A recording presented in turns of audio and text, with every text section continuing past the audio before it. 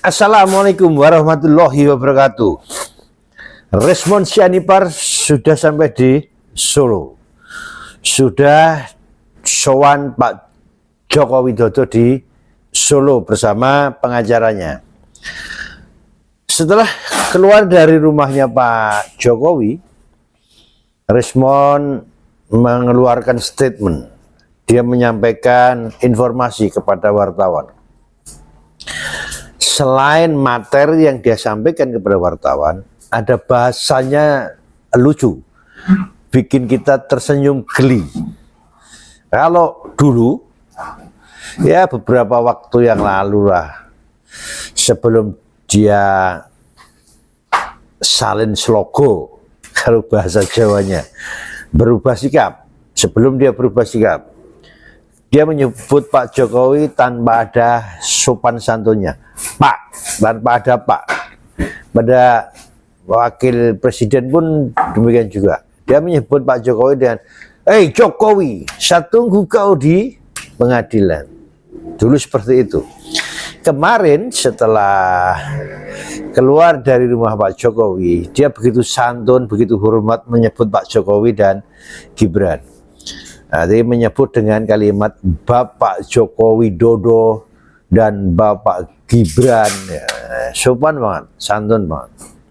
Nah, selain itu juga, saya masih ingat, teman-teman masih ingat juga mestinya, di saat dia di podcast, dia mengatakan lebih baik saya mati daripada minta maaf, daripada ya, ada nanti di tayangan. Nah sekarang kemarin sebelum ke Pak Jokowi pun, sebelum ke Solo, dia udah mengatakan permohonan maafnya di sosial media. Nah di rumah Pak Jokowi pun dia salah satu tujuannya adalah minta maaf. Nah, selain minta maaf, apa saja materi yang dibicarakan di rumah Pak Jokowi antara Resmond pengacara dengan Pak Jokowi, kita lihat videonya. Cus. Terkait kedatangan hari ini ke rumah Pak Jokowi, tujuannya untuk apa? Pertama, saya dapati memang sejak gelar perkara ditunjukkan ijazah analog dari Bapak Joko Widodo, ya. Terus saya kaji lagi apa yang saya amati di situ, bahwa ada emboss, ada watermark, ya. Jadi emboss dan watermark ini menjadi objek kajian saya, dan saya teliti memang tidak ada hologram. Mungkin setelah saya kaji dengan beberapa objek ijazah lainnya di tahun yang sama dari UGM, memang pada saat itu hologram memang tidak dipakai sebagai pengunci atau pengaman dalam sebuah ijazah. Jadi memang yang ada hanya watermark dan hologram, ya. Nah setelah itu yang saya bandingkan dan saya analisa dengan apa yang diupload secara digital di akun X dari saudara Dian Sandi Utama. Nah di situ, ya, saya temukan memang dengan puluhan metode ada watermark. Gajah Mada, dan terus juga di sebelah kiri bawah itu ada emboss. Ya, sebagai peneliti independen dan bertanggung jawab, tidak bias, tidak ada kaitan dengan afiliasi politik apapun, maka seorang peneliti itu harus bisa menyatakan kesalahannya dan mengkoreksi hasilnya sendiri. Bila peneliti lain tidak mengkoreksinya atau tidak mampu mengkoreksinya, maka sebagai peneliti independen yang bebas terhadap pengaruh siapapun, ya ini saya garis bawahi, pengaruh siapapun, hanya berdasarkan objektivitas penelitian dan hasil temuan baru saya nyatakan bahwa memang ada itu watermark dan emboss yang ada pada dokumen yang diupload Dian Sandi Utama konsisten dengan apa yang saya lihat di pada saat gelar perkara khusus. Setelah itu saya melanjutkan dengan apa yang dimiliki oleh Bapak Ruzito yang menjadi saksi di sidang CLS, dan saya temukan konsistensi pola pada watermark maupun emboss. dan tidak ditemukan ada hologram. Saya telepon juga, kebetulan saat itu di pengacara saya, di kantor pengacara saya, ya, Bang Jahmada Girsang, itu kami telepon Bang Handika yang menjadi pengacara pada sidang CLS. Saya tanyakan ya Pak, ya, abang juga mendengarkan, Bang, apakah benar ada hologram di ijazah yang diupload oleh Dian Sandi, yang ditunjukkan pada menjadi bukti pada sidang CLS? Bang Handika, ini bisa ditanyakan ke Bang Handika karena memang kami tanyakan langsung by telepon. Bang Handika mengatakan bahwa salah Bang, sepertinya itu salah penyebutan. Yang dimaksud oleh hologram oleh saksi yang membawa ijazah abangnya tersebut adalah emboss. Ketika di center itu emboss yang terlihat semakin tegas, bukan hologram. Nah dari sini fitur-fitur yang tadi disebutkan tadi itu membuat saya meyakini temuan baru saya tersebut bahwa tidak ada kejanggalan terhadap keaslian dari ijazah Pak Jokowi, baik yang diupload Dian Sandi Utama maupun yang di gelar perkara khusus. Percayalah, tapi bagi yang nggak percaya juga bebas. Saya juga merasa tersakiti terhadap temuan saya sendiri karena saya harus jujur menyatakan bahwa temuan saya itu bakal dicerca, dihina, dan dilabel sebagai pengkhianat. Tapi penelitian adalah penelitian. Yang bisa menguji penelitian adalah hasil penelitiannya, baik orangnya atau orang lain. Ya sudah, saya sampaikan itu kepada penyidik.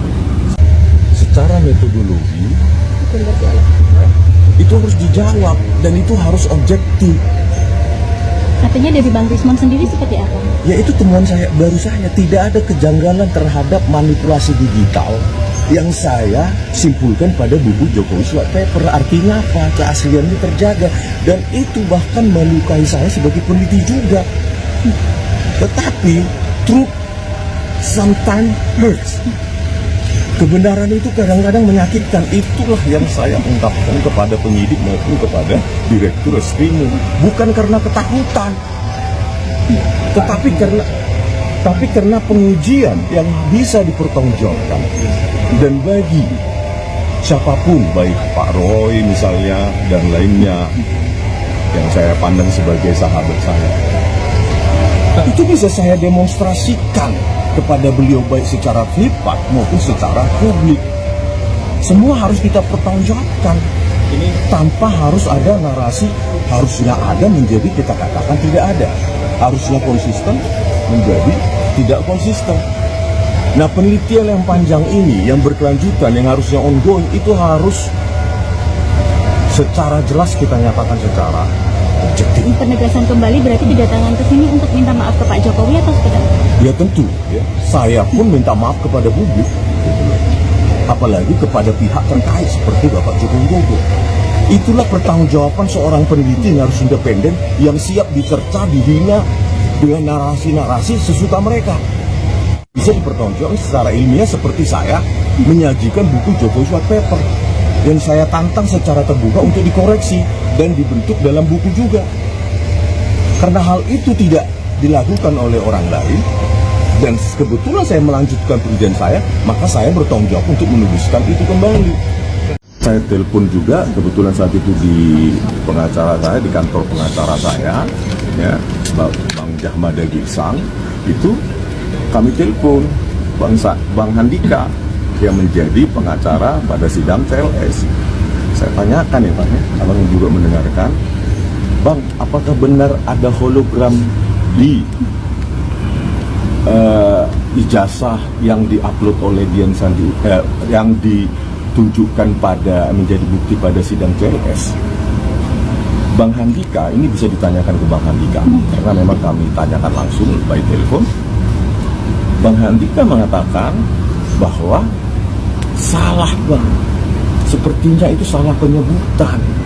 Yang dimaksud oleh hologram oleh saksi yang membawa ijazah abangnya tersebut adalah emboss. ketika di center itu emboss yang terlihat semakin tegas, bukan hologram. Nah dari sini fitur-fitur yang tadi disebutkan tadi itu membuat saya meyakini temuan baru saya tersebut bahwa tidak ada kejanggalan terhadap keaslian dari ijazah Pak Jokowi, baik yang diupload di Sandi Utama maupun yang di gelar perkara khusus. Percayalah, tapi bagi yang nggak percaya juga bebas. Saya juga merasa tersakiti terhadap temuan saya sendiri karena saya harus jujur menyatakan bahwa temuan saya itu bakal dicerca, dihina, dan dilabel sebagai pengkhianat. Tapi penelitian adalah penelitian. Yang bisa menguji penelitian adalah hasil penelitiannya, baik orangnya atau orang lain. Ya sudah, saya sampaikan itu kepada penyidik sekitar seminggu yang lalu. Nah, jelas bahwa Rismond ini bukan AI. Rismond dan pengacaranya betul-betul datang ke Solo, sowan Pak Jokowi, ya, dan Rismond sudah menjelaskan apa tujuan Rismond ke rumah Pak Jokowi. Ya. Bahkan dia tidak hanya minta maaf, dia tidak hanya minta restoratif justice, tapi dia juga menyatakan bahwa ijazah Pak Jokowi ternyata asli. Ada emboss, ada watermark, ada hologram. Nah, kemudian tinta merah pada stempelnya ada di atas foto Pak Jokowi. Nah, setelah dia teliti ulang, dia kaji ulang dengan metode yang sama tapi dengan variabel dan sebagainya, ternyata palsu. Dia minta maaf. Nah, ada 6 poin yang dia sampaikan dalam setelah pulang dari rumah Pak Jokowi. Sampai di rumah dia mengeluarkan statement lagi di VT-nya. Kita ikuti VT Rismond Sianipar, ada 6 poin. Cus. Saya, Rismond Hasiholan Sianipar, ingin menegaskan kembali dari klarifikasi saya yang saya sampaikan sebelumnya. Berikut 6 poin yang saya ingin sampaikan. 1. Berdasarkan hasil penelitian saya saat ini, yang merupakan kelanjutan dari penelitian saya sebelumnya, saya menemukan kebenaran baru atas ijazah Bapak Joko Widodo. Dengan demikian, saya keluar dari permasalahan terkait ijazah Bapak Joko Widodo, termasuk ijazah Bapak Gibran Rakabuming Raka. 2. Saya akan menyanggah dengan membuat antitesa buku Jokowi's White Paper dan buku Gibran Endgame yang menjadi tulisan saya dan menjadi tanggung jawab saya, dan berupaya keras menarik buku tersebut yang sudah terlanjur beredar. 3. Sejak awal tidak ada interest saya terhadap politik. Maka dengan ini saya melepaskan diri dari segala kontestasi politik yang sekiranya ada kaitannya dengan ijazah Bapak Joko Widodo dan Bapak Gibran Rakabuming Raka. Mulai dari detik ini dan ke depannya, sebagaimana saya merasa tereksploitasi oleh pihak-pihak yang mempermasalahkan ijazah Bapak Joko Widodo dan Bapak Gibran Rakabuming Raka.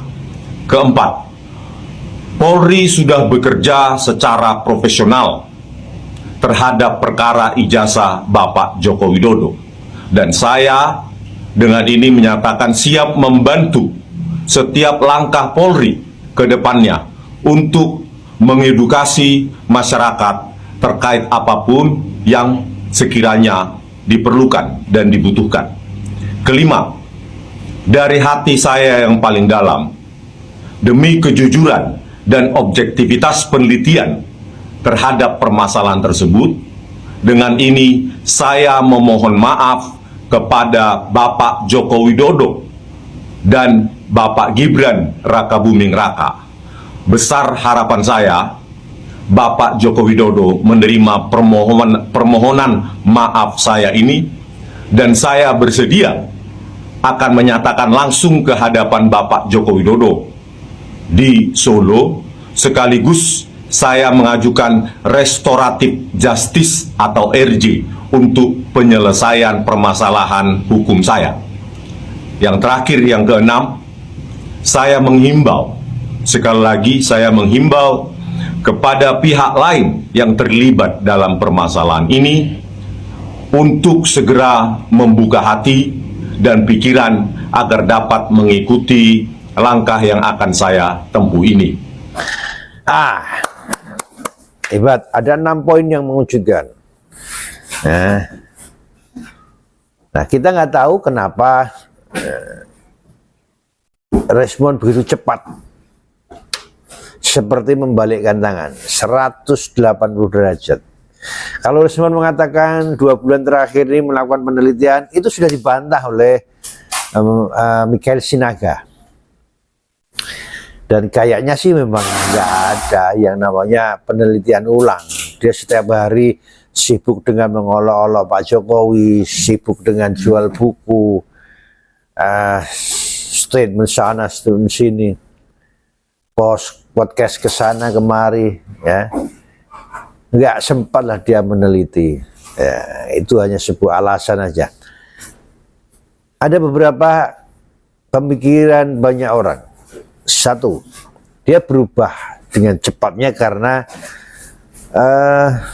dia dilaporkan ijazah S2, S3-nya dilaporkan ke polisi. Ada indikasi, yang lapor nggak menyebut indikasi, tapi yakin itu palsu. Kemudian ada surat kematian palsu juga, dia dilaporkan. Dan istrinya juga disinyalir terlibat dalam pemalsuan dokumen akte kematian itu. Nah, sehingga itu merubah dengan cepatnya biar kasus yang dilaporkan tentang ijazah palsu, akte kematian ini paling tidak itu tidak menyeret istrinya lah. Maksudnya itu yang pertama. Prediksi yang pertama. Prediksi yang kedua, ada tekanan politik dari oknum tertentu sehingga dia berubah sikap. Dan alternatif yang ketiga, prediksi yang ketiga, respon jalan, kemudian jatuh, kepalanya kejedot batu, akhirnya menjadi linglung, sadar. Itu kemungkinan yang ketiga. Tapi ada sebuah video lagi, karena dia melakukan menyampaikan permohonan maaf kepada Jokowi, kemudian sowan ke Pak Jokowi minta restorasi justice. Itu Resoryo dan kawan-kawan kebakaran jenggot. Respon dibully sana sini, bahkan Resoryo dan kawan-kawan bercanda nyinggung ijazah S2, S3-nya. Respon menyinggung akte kematian. Tapi yang jelas itu nggak penting. Tapi yang jelas di beberapa kesempatan di saat orang-orang mengeluarkan statement tentang respon, Resoryo kelihatan sekali wajahnya pucat, senyumnya sudah layu, wajahnya layu, senyumnya sudah sangat berbeda. Kita ambil contoh satu video berikut ini. Terima kasih, selamat siang teman-teman semua. Kedatangan kami siang hari ini di Polda Metro Jaya, selain mendampingi Bu Kurnia, saya, Pak Rustam, Roy Suryo, dan kawan-kawan karena ada kewajiban untuk melapor, kami juga sekaligus untuk memberikan sikap terkait dengan informasi atau berita yang sudah menjadi pengetahuan umum masyarakat bahwa salah satu tersangka Rismond Hasiolan Sianipar sudah mengajukan permohonan restoratif justice dan meminta penyidik Polda Metro Jaya memfasilitasi itu. Mengenai pilihan dia untuk menggunakan penyelesaian melalui restoratif justice, walaupun hal itu merupakan haknya, tetapi kami sesalkan tindakannya itu karena apa yang diperjuangkan bersama-sama selama ini adalah nilai kepentingan umum yang harus kita kedepankan. Ya, kita sudah punya tekad bersama bahwa perkara ini harus dibuktikan penyelesaiannya sampai ke sidang pengadilan. Nah, udah kita lihat betapa senyumnya Rismond Roy Suryo itu sangat-sangat berbeda. Dia sangat tertekan. Senyumnya kelihatan sekali sangat tertekan. Wajahnya kelihatan sekali kalau dia lagi banyak beban. Ya, bahkan di wawancara salah satu stasiun TV suaranya sempat hilang. Ya, karena banyak tekanan, depresi dan sebagainya. Dari awal sebenarnya saya melihat matanya Roy Suryo itu nggak normal. Mata seorang stres atau mata seorang pecandu narkoba. Nah, kita ikuti terus Voice Wise sampai kita melihat perubahan sikapnya Roy Suryo, kemudian Kurnia, Rizal Fadilah. Kita ikuti terus. Apakah mereka juga berubah sikap sowan Pak Jokowi atau tetap semangat sampai ke pengadilan. Wassalam.